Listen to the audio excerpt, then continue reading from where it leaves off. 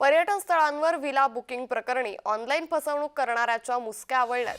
Karjat Lonavala villa बुकिंगमध्ये ग्राहकाची फसवणूक झाली। आकाश जाधवानी नावाच्या आरोपीला या संदर्भात अटक करण्यात आली आहे। ओशिवरा सायबर विभागाला याला अटक करण्यात मोठं यश आलेलं आहे। 14,500 फॉलोअर्स असलेल्या वेल रिच स्टे या इंस्टाग्राम अकाउंटवरून ही फसवणूक करण्यात आली। यमन चटवाल यांची आकाश जाधवानीने 42,500 रुपयांची ऑनलाईन फसवणूक केली होती। फसवणूक झाल्याचं कळताच चटवाल यांनी ओशिवरा पोलीस ठाण्यात धाव घेतली।